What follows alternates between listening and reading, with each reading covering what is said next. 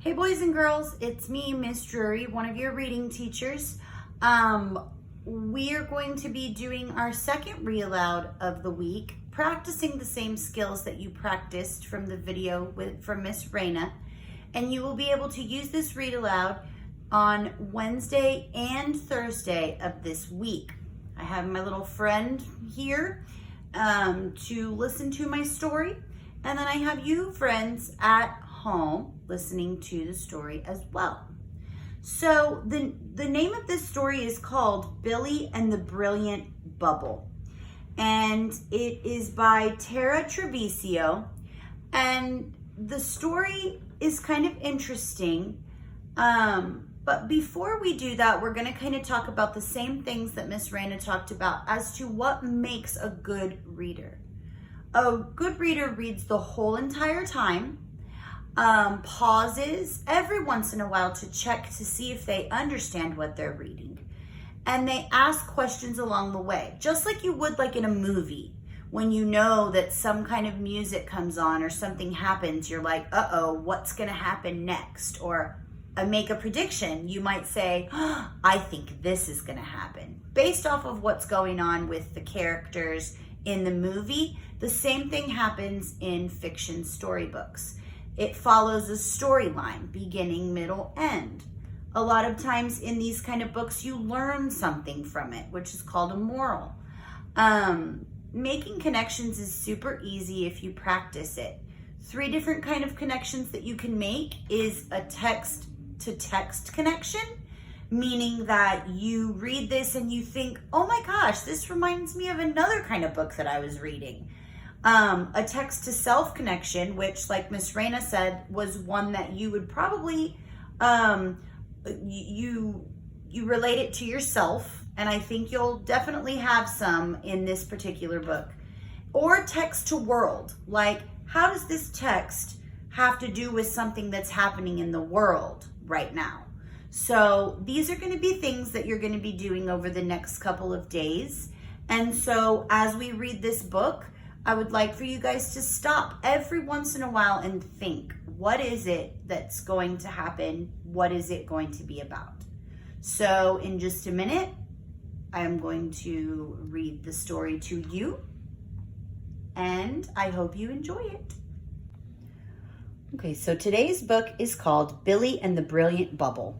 So before we start, I am going to look at the first picture and I am going to, or the cover, and I'm going to try to make a prediction of what it's going to be about. So first of all, when I think of bubbles, I think of bubble gum, and I also think of bubbles outside that you blow from like soap, those kinds of bubbles, or like a bubble bath.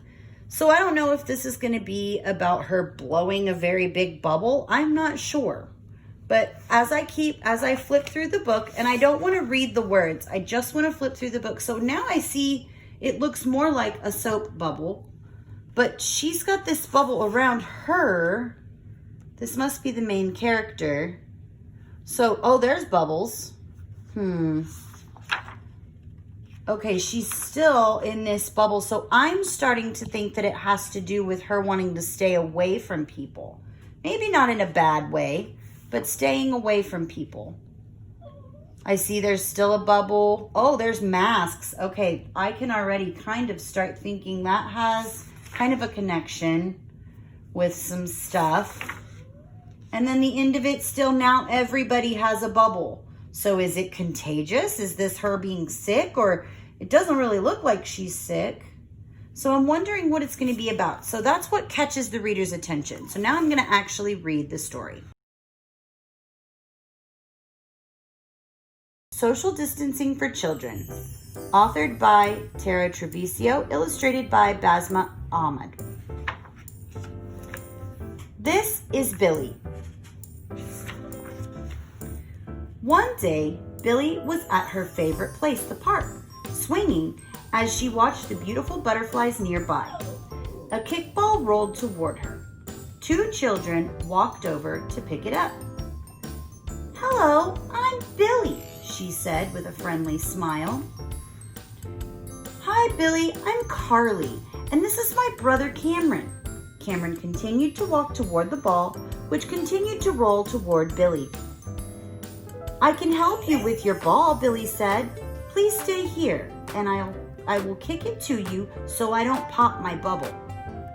"Bubble? What bubble?" Cameron said curiously.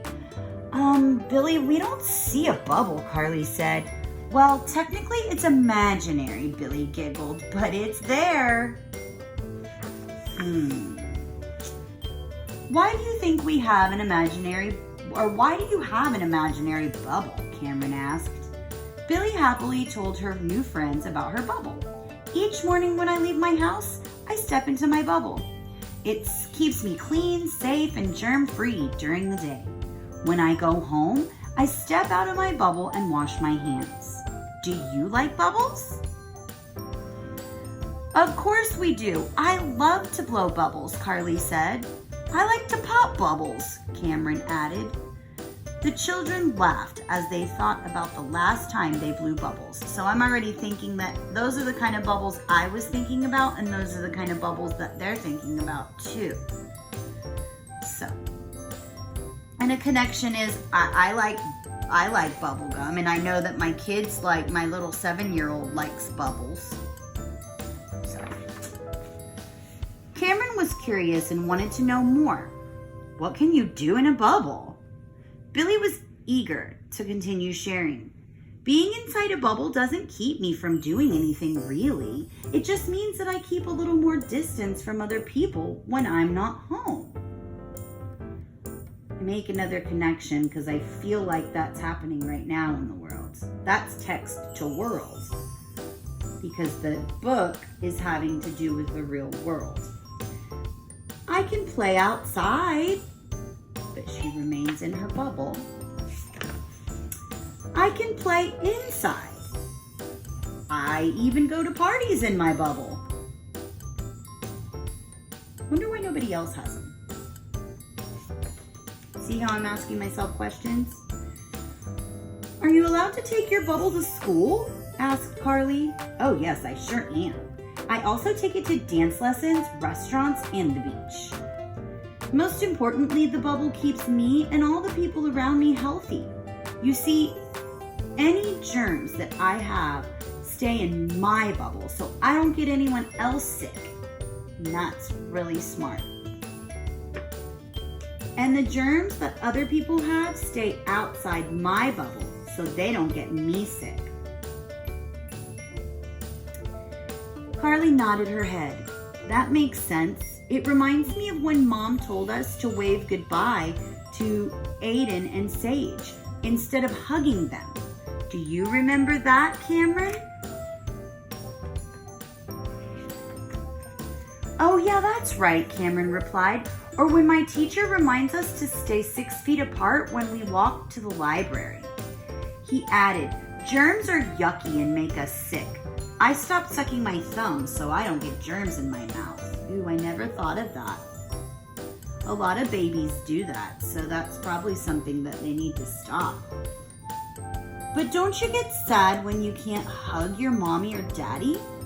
"Well, I hug my family all the time. When we go home, we pop our bubbles and wash our hands. Then we can safely hug each other.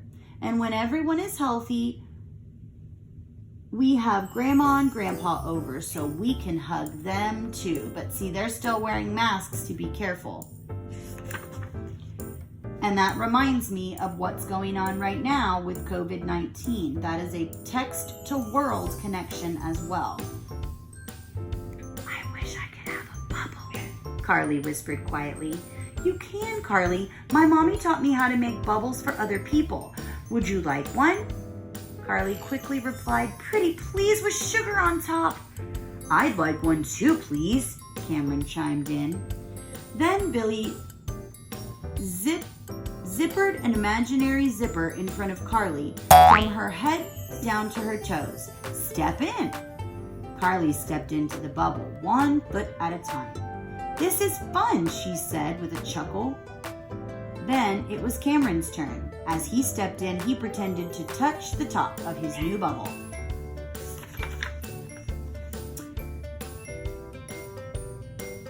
"Billie, it's time to go honey bunches. Oh, that's my mom calling me. I have to go now, but I hope we can play again another day, Billie said to her new friends. We do too.